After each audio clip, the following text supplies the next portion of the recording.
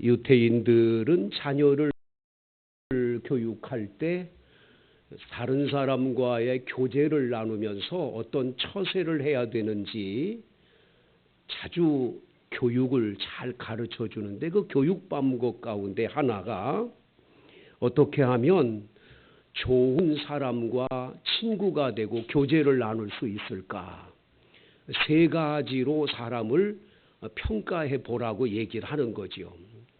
첫 번째는 어떤 사람이 있냐면 병과 같은 사람이 있다는 거예요. 여러분, 질병이 찾아오면 얼마나 힘들어요. 감기 바이러스만 들어와도 잠도 못 자고 얼마나 고생을 합니까? 요즘에 우리 교인들 가운데 몸살 감기가 나가지고 예배당도 못 오고 아주 어려움을 당하는 분들 많잖아요. 사람들 가운데도 병과 같은 사람이 있다는 거예요. 그 사람 만나면 힘든 거예요. 그 사람 만나면 괴로운 거예요. 그 사람 차라리 안 만나면 되는데 만날 때마다 아주 상처를 받고 힘들어지는 거예요. 그래서 그런 사람은 멀리 해야 된다. 그래서 병과 같은 사람이 있다고 얘기를 해요. 두 번째 사람은 약과 같은 사람이 있어요. 평상시 우리 약 자꾸 먹지 않잖아요. 아파야 약을 먹지요. 가끔 만나야 좋은 사람이 되는 거예요. 자주 만나면 좀 식상하고 그 사람 자주 만나서 유익은 별로 없는데, 가끔 만났는데 그 사람으로부터 좋은 유익을 얻는 말을 듣기도 하고 좋은 정보를 제공받기도 하는, 그래서 약과 같은 사람이 있다. 그런 사람 가끔 만나는 게 참 좋다 얘기를 가르쳐 준다는 거예요. 세 번째 사람이 있는데 어떤 사람이냐면 밥과 같은 사람이라는 거예요. 이 밥은 하루도 안 먹으면 안 되잖아요.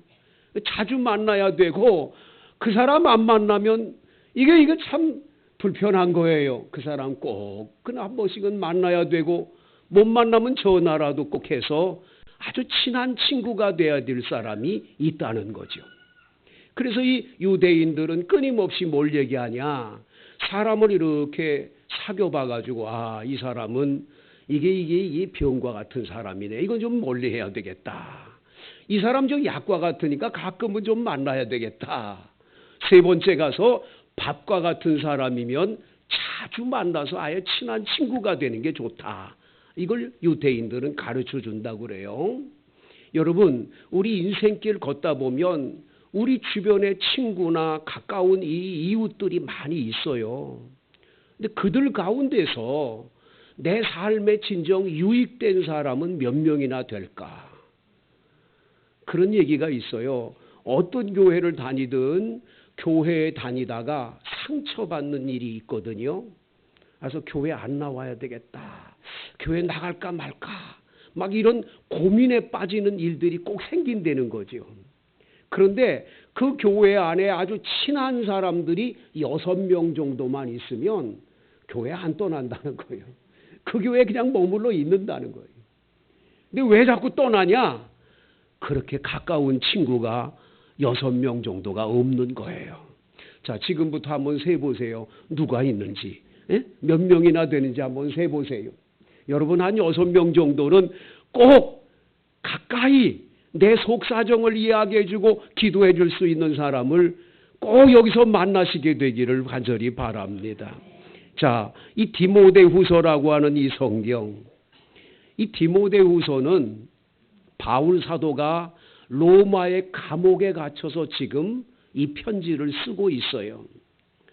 네로 황제에게 붙들려서 이제 순교의 제물이 될 가까운 임세에 바로 이 디모데후서를 쓰고 얼마 안 있다 몸빼임을 당해서 세상을 떠나게 돼요. 순교를 당하는 거죠. 그래서 이 디모데후서를 읽어보면 곳곳에 바울 사도가 얼마나 지금 힘든 상태에 있는지, 얼마나 큰 고난의 자리에 있는지를 보여줘요. 그래서 여러분, 오늘 본문 성경을 다 같이 들여다보면 15절을 다 같이 읽어볼까요? 15절 시작. 내가 아나니 그 중에는 부겔로와 허모게네도 있느니라. 이 아시아에 있는 모든 사람이 나를 버렸다라고 바울은 이야기해요. 그러니까 바울이 건강할 때 그들 앞에 나서서 복음을 전하고 열심히 목양하고 이 사역을 할 때는 아이고 바울 사도 저분은 그냥 앞치마만 갖다 놔도 병이 낫고 아이 저분이 닦은 손수건만 병자에게 가도 낫으니까 저분하고 가까이 가야지 사람들이 많이 몰려왔는데 지금 네로 황제에게 붙들려서 감옥에 갇히고 나니까 사람들이 다 떠나가 버렸어요. 그렇게 가까이 하고 그렇게 좋아한다고 그렇게 같이 교회를 섬겼던 분들인데 다 떠나가 버리는 거예요. 아시아에 있는 모든 사람이 나를 버렸다. 바울 사도가 투르키에, 지금 투르키에지만 옛날엔 터키잖아요. 그 소아시아라고 하는 그 지역에 교회를 여러 교회를 세웠잖아요. 지금도 이 투르키에, 터키에 가면 소아시아의 7교회가 그 자취가 남아서 성지순례를 갔다 오잖아요. 가보면 뭐 그때 있던 기둥들이 남아 있거나 에베소 같은 교회는 다 무너졌지만 터들이 다 남아 있잖아요. 그렇게 예수 잘 믿던 분들이 바울이 어려움 당하니까 나 몰라라고 다 도망을 간 거예요. 다 배반을 한 거예요. 근데 그 중에서 특별하게 두 사람의 이름을 여기 기록해 놨어요. 누구하고 누구죠?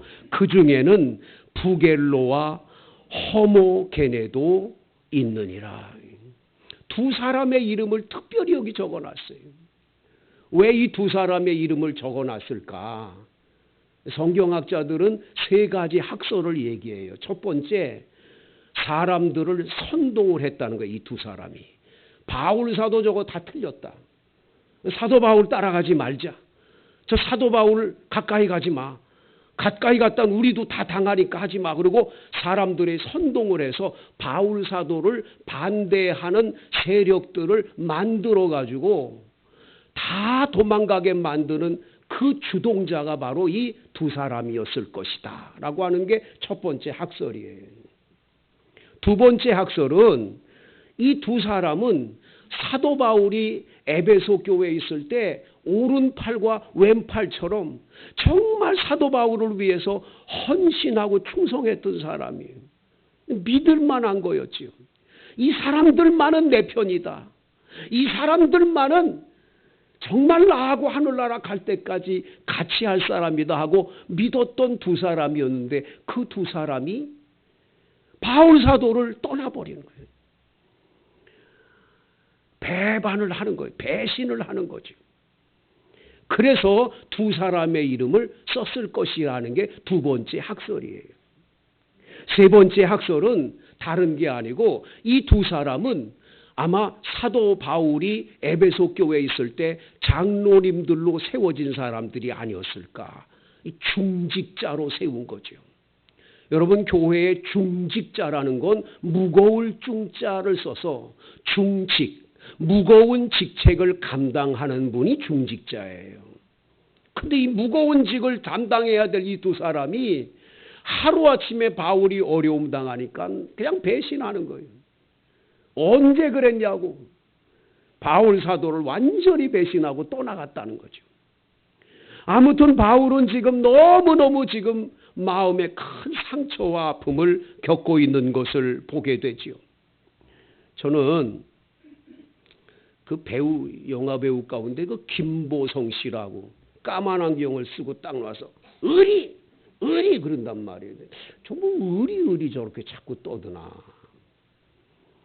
어떤 때는 저 의리라고 하는 걸 저 사람 무슨 뜻인 줄 알고 저러는가 하는 생각이 들 때가 있었는데 어느 날 갑자기 그분이 얘기하는 걸 듣고 참 감동을 받았어요. 여러분, 사람들은요 의리가 있어야 되거든요.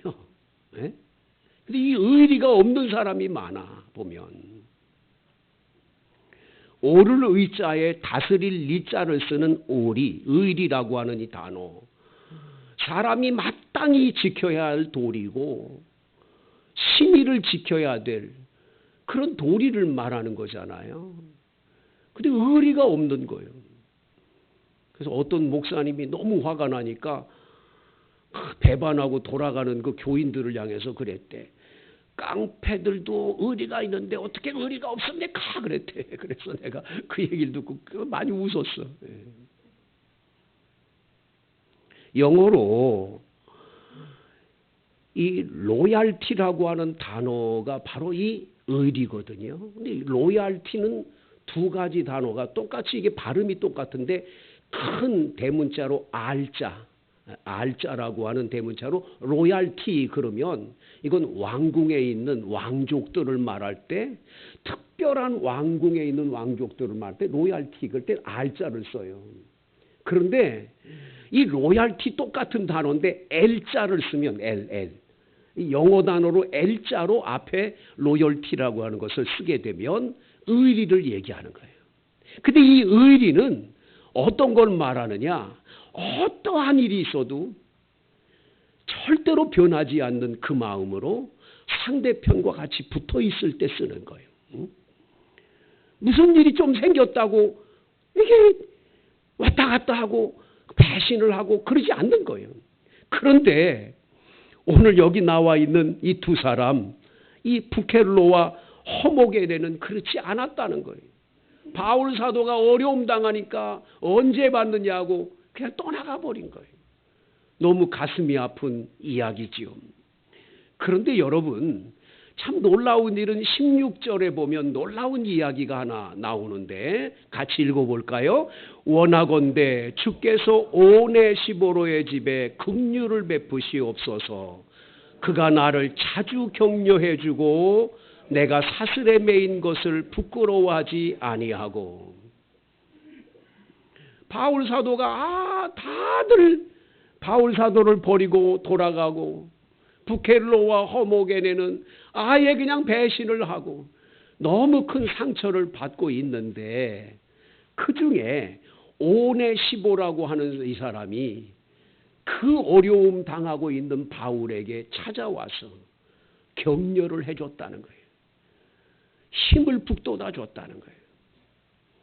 여기 격려하다라고 하는 아나푸시코라고 하는 단어는 신선한 공기를 마시게 하다라는 뜻도 있고 새로운 힘을 불어넣어 줬다라고 하는 뜻이 있어요. 그래서 용기를 주고 격려를 해준 거예요. 바울이 지금 쇠사슬에 묶여서 감옥에 갇혀서 오늘 죽을지 내일 죽을지 모르는데 아무도 찾아와 주는 사람 없고 누구 한 사람 와서 격려해 준 사람 없는데 도리어 바울이 지금 이 쇠사슬에 매인 걸 부끄러워하게 생각하는 사람이 많은데 오네시보로는 그렇지 않았다는 거예요. 찾아가서 격려를 해주는 거예요. 그래서 오늘 17절에 보면 로마에 있을 때 나를 부지런히 찾아와 만났다고 얘기를 하고 그리고 그는 자주 격려해주고 내가 사슬에 매인 것을 부끄러워하지 않았다라고 얘기를 하는 거예요. 얼마나 바울 사도가 이분이 너무너무 고마우면 이분에 대한 고마움을 이렇게 표현했을까요? 그래서 바울 사도는 이분에 대한 평가를 뭐라고 얘기했냐면 18절의 끝에 보면 그가 에베소에서 많이 봉사한 것을 내가 잘 아느니라. 이 사람은 교회 봉사도 열심히 했어요. 그리고 바울 사도를 찾아와서 사도 바울을 그렇게 위로를 해줬어요. 그래서 그는 오늘 바울 사도는 이 오네시보로의 집과 오네시보로에게 복을 빌어주는 걸 보여주죠. 여러분 16절에 보세요. 원하건대 주께서 오네시보로의 집에 긍휼을 베푸시옵소서. 18절에 원하건대 주께서 그로 하여금 그날에 주의 긍휼을 입게 하여 주옵소서. 여기 긍휼을 입게 해달라는 긍휼이라는 단어, 영어로는 멋이라고 하는 단어를 썼는데 이 멋이라는 단어는 긍휼만 얘기하는 게 아니에요. 하나님의 은혜, 하나님이 부어주신 은총, 할렐루야. 그래서 그의 가정에 하나님이 주시는 은총이 가득하기를 복줄고 그의 삶에 하나님의 은혜가 충만하기를 복을 빌어주는 걸 볼 수가 있어요. 이렇게 오네시모로로부터 큰 이런 사랑을 받은 이 바울 사도 얼마나 감사하면 이렇게 이를 칭찬하고 이야기하겠어요.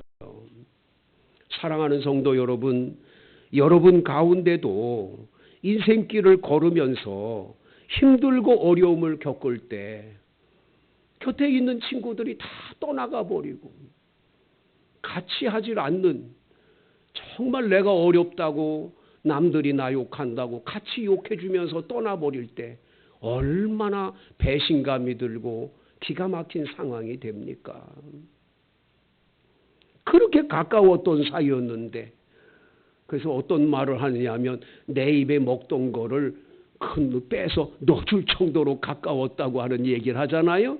그렇게 가까웠는데 어느 순간 배신을 하고 떠나가 버리고, 그럴 때 얼마나 여러분 외로움을 느끼고 기가 막힌 상황을 경험합니까? 여러분 중에도 그런 분들이 많이 계실 줄 압니다. 그런데 그 가운데 오네시모로 한 사람이 이렇게 자신을 위해서 찾아와주고 격려해주니 바울 사도는 은혜를 잊을 수가 없는 거예요. 너무 고마운 거예요. 바울 사도에게는 이 오네시모로가 정말 신선한 공기와 같은 사람이었음을 보여주는 거죠. 이 구약 성경에 보면 다윗의 이 일생을 쭉 그려놨잖아요. 사무엘상과 사무엘하서에 쭉 그려져 있는데, 이 사무엘상과 사무엘하뿐만 아니라 열왕기상에도 이 다윗의 이야기가 기록되어 있어요. 근데 그 중에 하나가 빼놓지 않는 이 얘기가 뭐냐면 다윗에게 3명의 용사가 있었대요. 이 사람들은 다 강한 용사들인데, 얼마나 강한 용사들이면 골리앗 장군의 이 동생을, 그것도 거인이었어요.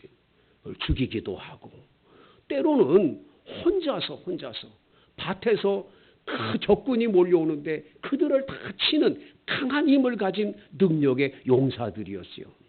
그 3사람의 이야기가 나오는데 그 3사람에 대한 이야기 가운데 하나가 뭐냐? 어느 날 전쟁터에 갔는데 지금 완전히 포위를 당했어. 다윗에게 완전히 이 적군에게 다윗은 지금 포위를 당했어. 근데 자기도 모르게 다윗이 뭐라고 얘기했냐면, 내 고향 베들레헴 그 우물가에서 그 귀한 물 있지, 그 물을 누가 퍼다가 나 먹으면 참 좋겠다, 이 한마디를 했어. 그랬더니 이 3사람이 가가지고 적군을 다 물리치고 가서 정말로 베들레헴에 가서 우물에서 물을 퍼다가 드는 거예요. 다윗은 그 물을 못 먹어요. 목숨을 바쳐가지고 이걸 가져다진 이걸 어떻게 먹냐? 못 먹는 거예요, 못 먹는 거. 여러분, 때론 그런 사람들이 있는가 반면에 그냥 계속 사랑을 많이 받고 그렇게 많은 은혜를 입었는데도 예수님 뒤따라가던 가룟 유다 같은 사람, 예수님 버리잖아요. 배신하잖아요. 그런 사람도 있다는 걸 보여주고 있지요. 사랑하는 성도 여러분, 그런데 우리는 오늘 이 본문에서 한 가지를 꼭 기억해야 돼요. 사도 바울의 진정한 친구는 누굽니까? 오네시모로일까요? 오네시모로도 완전한 친구는 못 돼요. 그럼 바울 사도에게 영원히 사도 바울과 늘 같이 하고 동행한 친구 한 분이 계세요. 그분 때문에 바울은 감옥에서도 기쁘다 하고 감옥에서도 그 어려운 고난을 다 이겨냈어요. 마지막엔 목배임을 당해 순교를 당해도 그거를 다 이겨낼 수 있었어요. 그 친구가 누굽니까? 바로 예수 그리스도죠. 예수님은 오늘 본문에 나와 있는 이 바울 사도가 지금 당하는 아픔처럼 예수님 뒤따라다니는 제자들, 예수님이 십자가에 못 박혀 돌아가시게 돼서 끌려갈 때 다 도망갔어요. 베드로 같은 사람은 예수님 모른다고 부인까지 했어요. 이 12제자 가운데 진짜 예수님을 끝까지 따라간 제자 누구냐? 요한복음에 보면 요한이요, 요한. 요한은 십자가 밑에까지 갔다가 그 예수님이 어머니 마리아를 부탁하잖아요. 거기까진 갔지요. 다 그러나 도망갔어요. 예수님은 정말 외로우신 분이었지요. 배신을 당한 거예요. 사랑하는 제자들로부터 배신을 당한 예수님. 그런데 그 예수님은 부활하신 다음에 제자들에게 찾아가서 이렇게 말해요. 얘들아, 성령을 받아라. 너희들이 나를 배신할 수밖에 없었던 건 뭘 못 받아서? 성령을 받지 못해서 그래. 성령 받으면 배신하지 않는데 성령을 받지 못했기 때문이야. 그래서 예수님은 숨을 내쉬면서 성령을 받으라라고 말씀하시는 거예요. 성령이 누구십니까? 예수님의 영입니다. 예수님의 육신은 하늘나라에 가셨지만 예수님의 영은 여러분과 저의 속에 임하여 계시는 줄로 믿습니다. 그분이 성령님이세요. 그 성령 하나님은 여러분들과 일생 동안이 아니라 영원히 동행해 주신다고 말씀하세요. 그래서 예수님은 마태복음 28장 맨 마지막 절에 볼지어다 내가 세상 끝날까지 너희와 항상 함께 있으리라. 여러분과 언제나 함께 계시는 줄로 믿습니다. 내 진정 사모하는 친구가 되시는 찬송가 88장이잖아요. 내 친정 사모하는 친구가 되시는 구주 예수님은 아름다워라. 산 밑에 백합화요 빛나는 새벽별 주님 형언할 길 아주 없도다.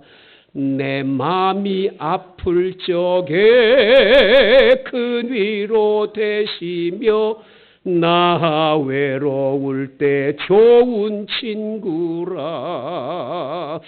주는 저 산 밑에 백합 빛나는 새벽별 이 땅 위에 비길 것이 없도다. 아멘. 여러분의 진정한 친구는 예수님이신 줄로 믿습니다. 그래서 그 예수님의 영은 우리 가운데 오셔서 그분은 보혜사가 되셔서 파라클레토스가 되셔서 여러분들을 늘 동행해 주시며 친구가 되어 주셔서 여러분이 병들었을 때 곁에서 간호해 주고 병을 치료해 주시는 거예요. 여러분이 너무 괴롭고 아파할 때 그분은 언제나 우리의 위로자가 되시는 줄로 믿습니다. 그래서 그분과 함께 사는 거예요. 가수 윤복희 씨가 2번이나 이혼을 경험하잖아요. 2번째 이혼을 하고 잠도 못 자고 방 안에서 나오지도 않고 밥도 안 먹으니까 오빠 윤한기 지금 목사님이 되셨지요. 그 윤한기 목사님이 너무 여동생 때문에 가슴이 아파 마음이 아픈 거예요. 그래서 그분을 위해서 노래 하나를 작곡한 거죠. 그게 여러분이라는 노래 아닙니까? 여러분이라는 그 노래가 이 가사가 그러죠. 내가 만약 외로울 때면 내가 위로해 줄게. 네가 만약 서러울 때면 내가 눈물이 되리. 어두운 밤 험한 길 걸을 때 내가 너의 등불이 되리. 허전하고 쓸쓸할 때 내가 너의 벗되리라. 나는 너의 영원한 형제야. 나는 너의 친구야. 나는 너의 영원한 노래야. 나는 너의 기쁨이야. 이 노래를 이렇게 가사를 적어서 작곡을 했다잖아요.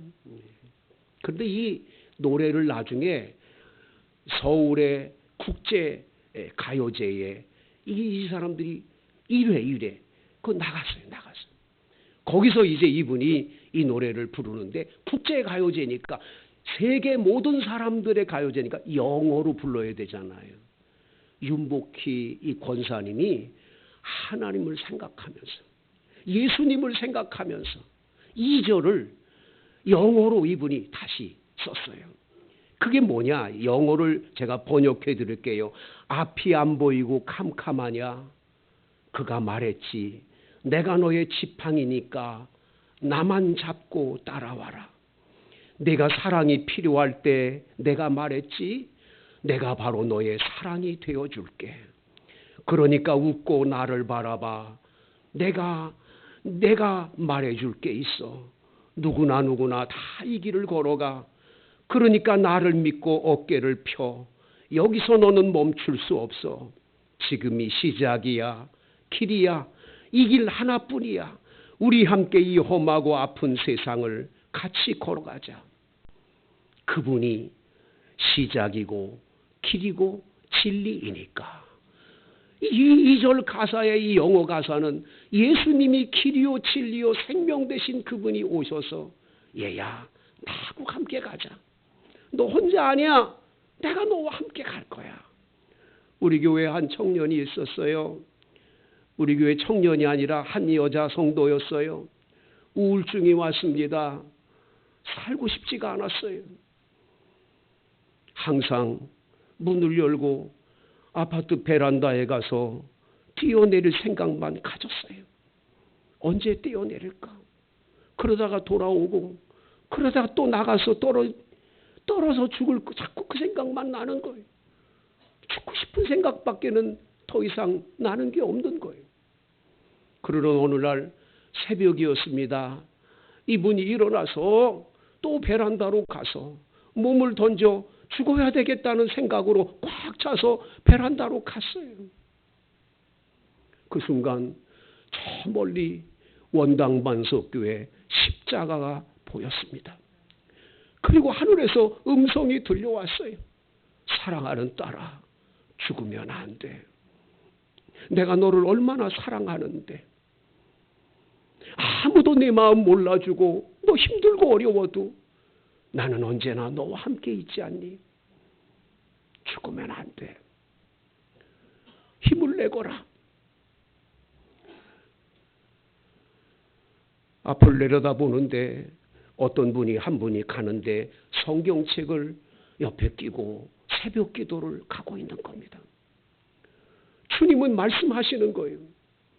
뒤따라 가거라. 새벽 기도를 나가거라. 지금 가거라. 새벽 기도를 나와서 예배드리는 순간 눈물이 쏟아지고 하염없이 예수님이 주시는 은혜가 가득한 그분은 다시 일어섰습니다. 하나님의 은혜를 체험했습니다. 그는 새롭게 힘을 얻었습니다. 세상에 아무리 여러분들을 몰라주고 누구도 친구가 없다 할지라도 기억하십시오. 예수 그리스도는 여러분의 영원한 친구이십니다. 그분과 함께 새롭게 새로운 길을 걸어가